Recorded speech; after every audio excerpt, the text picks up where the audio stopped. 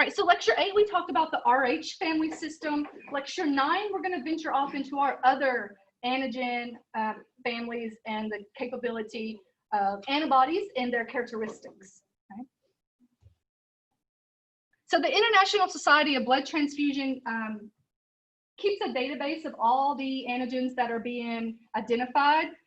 And there's actually 38 blood group systems, all right? So that's not really antigens, that's the number of systems, and within their systems, there can be multiple antigens in those families. So there's actually 38 right now as of August 2019. I just checked that yesterday, so there's 38. And so the problem with this is all of these antigens have the capabilities to initiate an immune response in their recipient.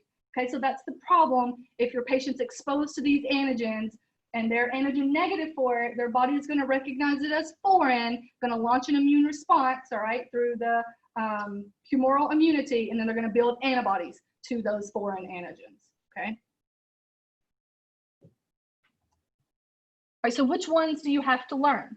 So we're only going to study the most common ones that are included on the antigram, which the FDA mandates that are most clinically significant. In your lecture manual, I think it's on page 46, 48, there is an antibody chart. It lists all of the antibodies, their characteristics, what temperature they react at. If you keep that out handy, we might add some things to it as we go through, and it's a really good study tool. You guys have to know what classification of each antibody is and how it reacts, all right? Because that plays a very important role when we start trying to identify these antibodies, and the phase of reactivity, whether it's initial span, 37, and AHG, can help you determine what antibody is reacting, okay? All right, so here's some common antigens in your red cells that can elicit immune responses.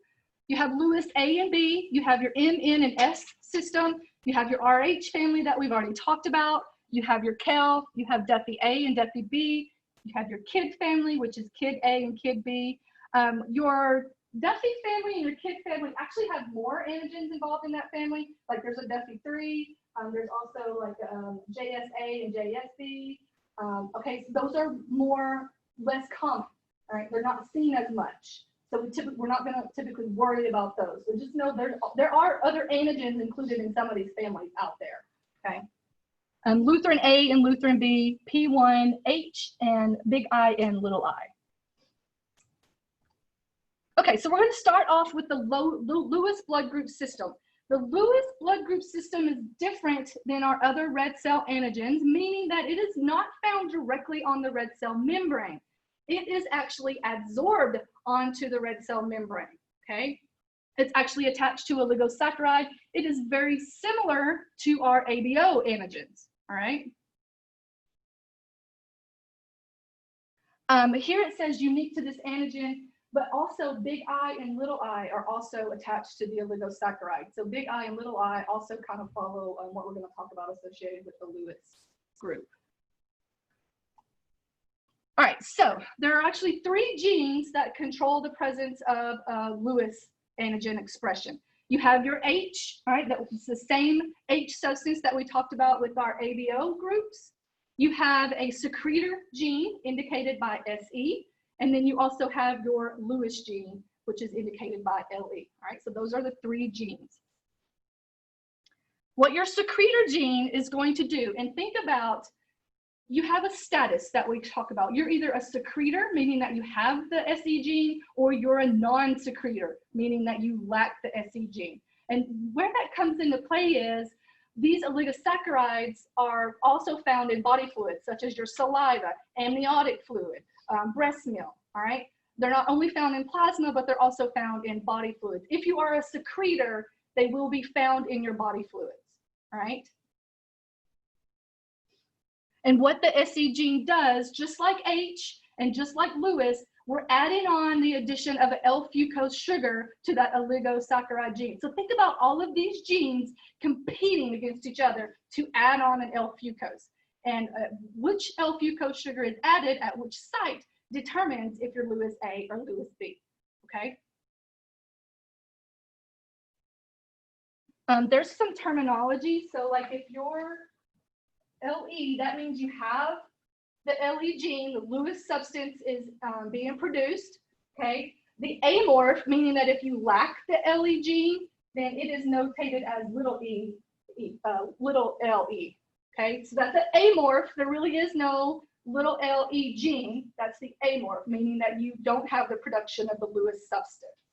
Okay, the same thing for secretor. Your SE gene is notated by SE.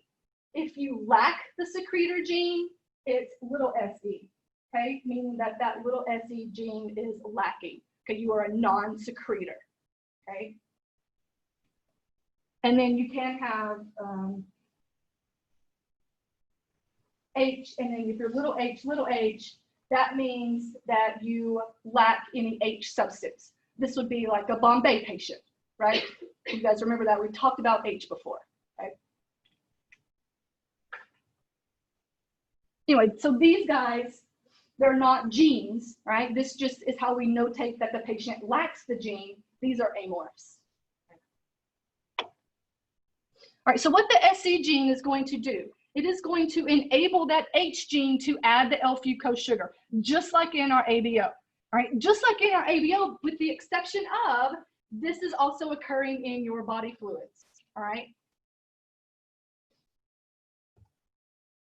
The Lewis gene is going to add an L-fucose, and it is going to add it on to the N-acetylglucosamine, right, of that oligosaccharide.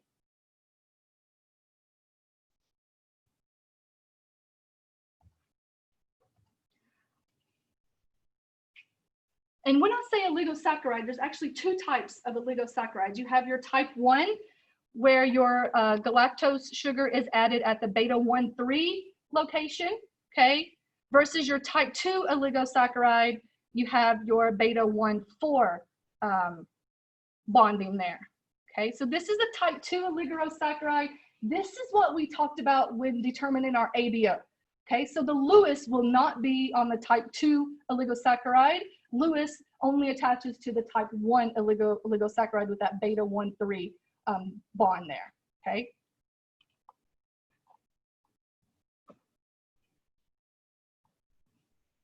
So notice if you are a secretor, right, the secretor gene is going to add it's going to allow that H gene to add the L-fucose on to the galactose sugar there, all right?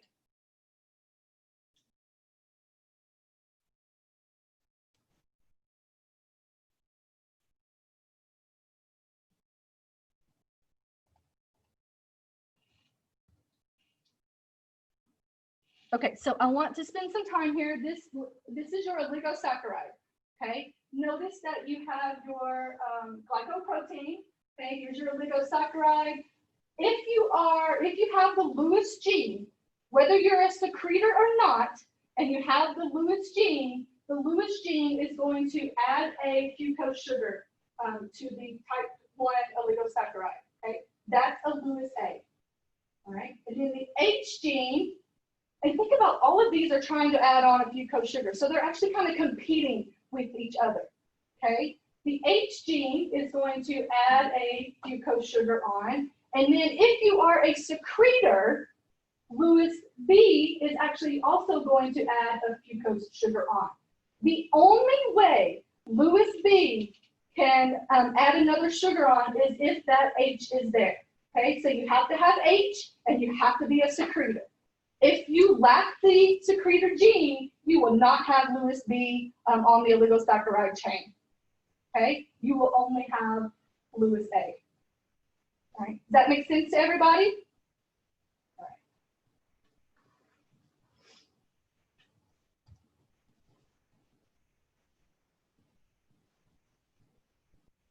All right, so this is kind of what it looks like. This is a non-secretor patient, all right?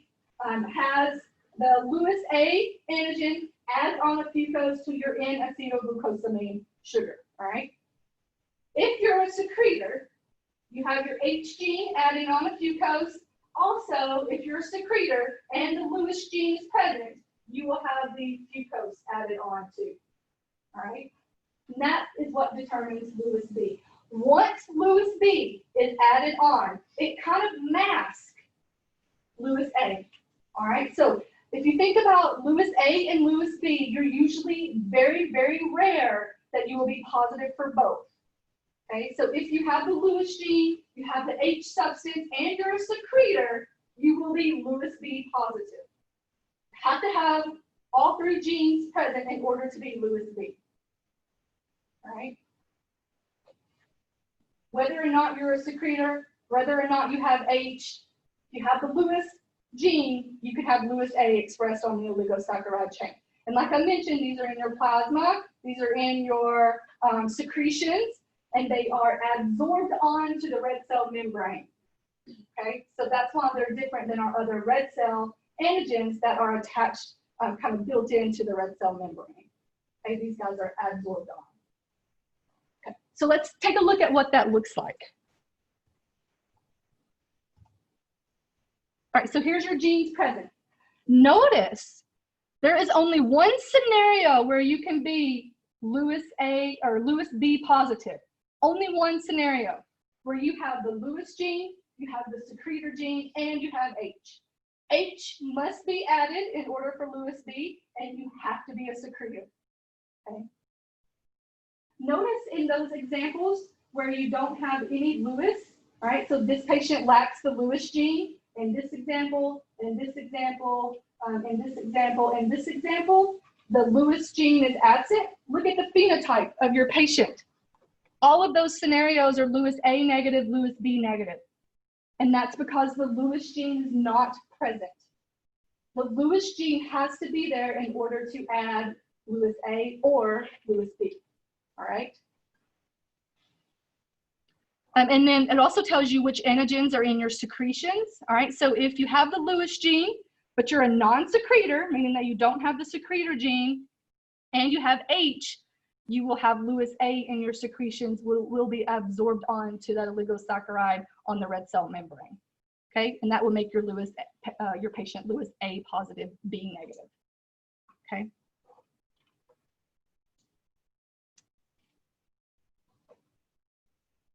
And notice in the one scenario where you're Lewis B positive, your Lewis substance is there, your secretor gene is there, the H substance is there. You actually have Lewis A and Lewis B and H in your secretions. However, Lewis B is going to mask Lewis A. So your patient's genotype will be Lewis A negative, Lewis B positive, okay?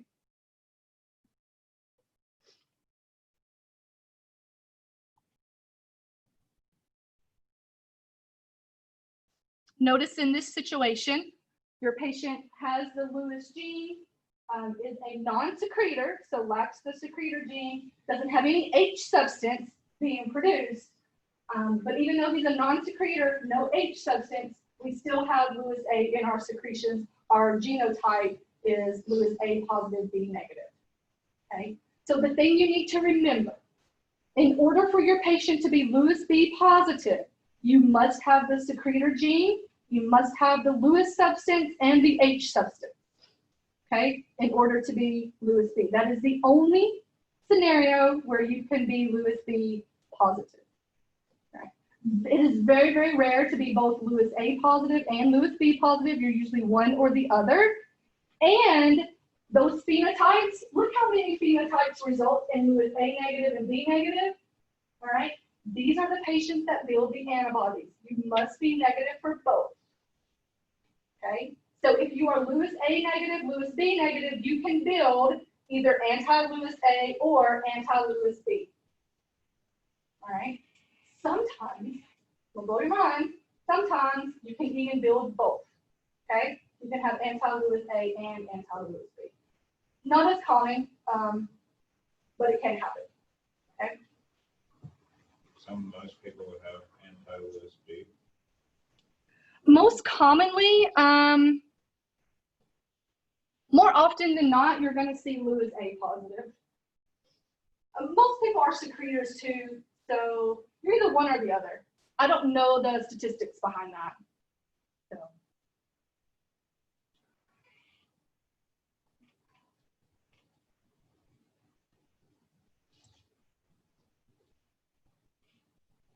And also remember too, once the Lewis substrate is added onto the oligosaccharide with the H L-fucose already added, the Lewis B will mask the Lewis A.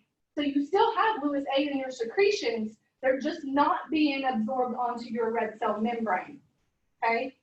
So when we do our testing, we can't detect the Lewis A, we're only detecting the Lewis B, all right?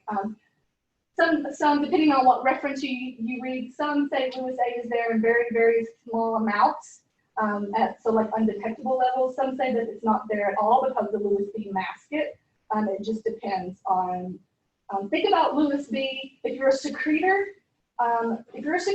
Lewis, you're going to be exposing or putting Lewis B on the oligosaccharide. Think of the secretor status as being very muscular. All right, so he kind of takes over, he beats out Lewis A. All right, if you want to think of it like that.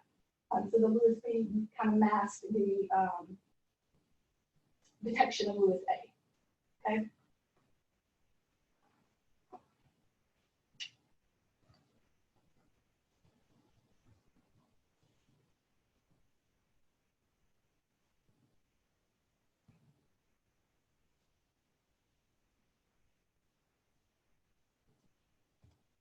Here's some other diagrams of how the Lewis A and Lewis B antigens form, keeping in mind all the different scenarios.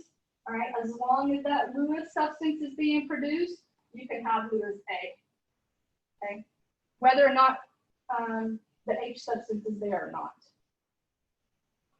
If the Lewis substance is there and you have H substance and you're a secretor, Lewis B is going to be added onto that oligosaccharide chain, right?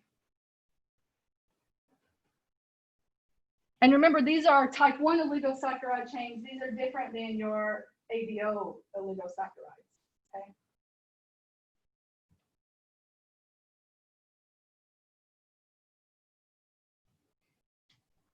So, oh, here's your frequencies, Aaron.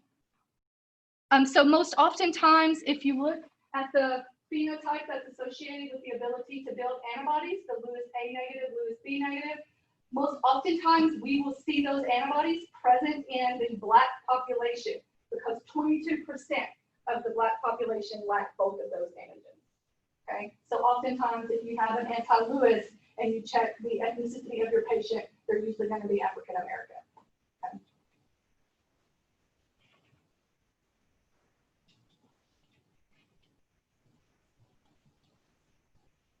So the majority of the population, Aaron, are actually going to be Lewis B positive. Because that makes sense because most people are secretors. They have the secretor gene. Right, and then here's your Lewis A positive, Lewis B, very rare. Sometimes people don't even include that as an option because it's so rare. All right, but remember, this is your category of patients that can build the antibody. Lewis A negative, Lewis B negative, okay? All right, so characteristics of your antibodies. The Lewis antibodies, again, occur exclusively in your Lewis A negative B individuals. Usually without known red cell stimulus. So that's why the Lewis is also different from our other red cell antigens.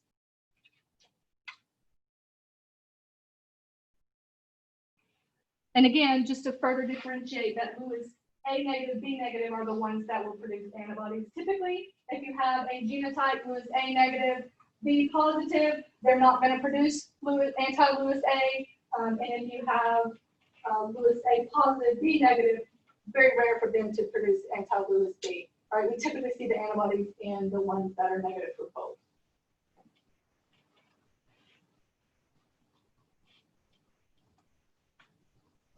There's a lot of controversy on whether or not these Lewis antibodies are clinically significant. They are of classification IgM. They can activate complement. So it is very common to sometimes when you're doing your testing to see hemolysis in your test tubes. They react at 30 initial spin, 37, and AHD. However, because they're IgM, they will react best at initial spin. All right, so a lot of times this is why there's a lot of controversy on trying to determine if Lewis A and Lewis B are clinically significant, because their IgM, they react best at initial spin. Sometimes you will see them react at initial spin and then go away at 37 in AHG. It just depends on how that patient's antibody is reacting. All right.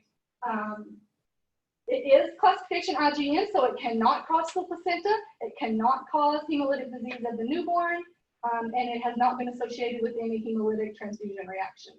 All right, so it is not considered to be clinically significant. All right. There are a few things that you guys need to know. They cannot cross the placenta, and when babies are born, they are Lewis A negative and Lewis B negative. All right, so the oligosaccharide absorption onto the cells hasn't occurred yet. It usually doesn't occur until between like 6 months to 2 years.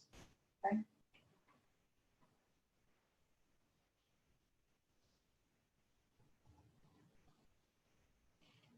Something that is very characteristic about the Lewis A and Lewis B system.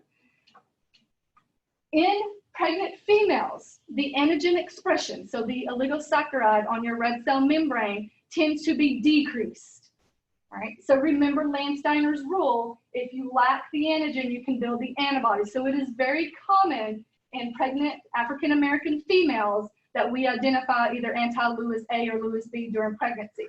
And then directly following pregnancy, that titer is going to drop down. All right, those oligosaccharides will again continue to form on her red cell antigen. It's just a characteristic of the Lewis. But again, these Lewis antibodies cannot cross the placenta, so they're not considered clinically significant.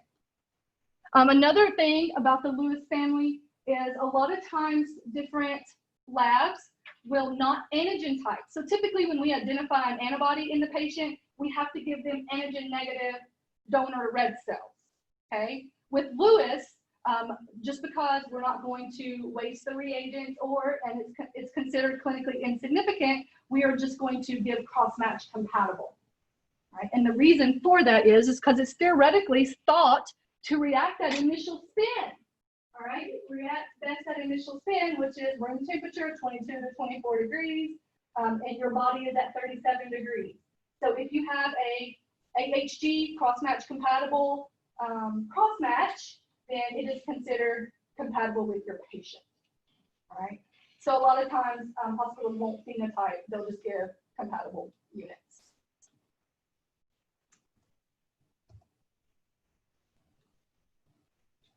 Sometimes, because it is IgM, reacts very strongly at initial spin, sometimes BloodBank considers these Lewis's as a nuisance. And one thing that we can do, there's a procedure in place, it's called neutralization. And so what you can do, the plasma is where the antibody is contained, right? So you can take patient plasma, mix it with what we call an anti-Lewis neutralization substance.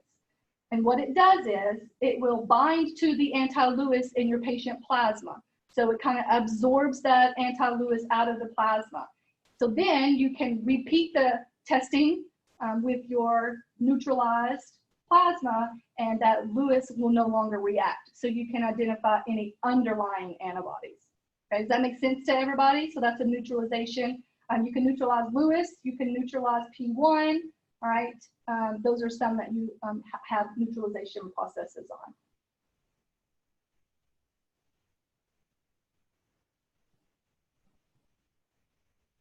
You could also use the neutralization as a way of confirming. So if you're just not sure if it's a Lewis, you could perform the neutralization, and then if those reactions go away, then you know it was a Lewis indeed. All right, so I will stop there. You guys have molecular at 11. We will pick up here on Monday.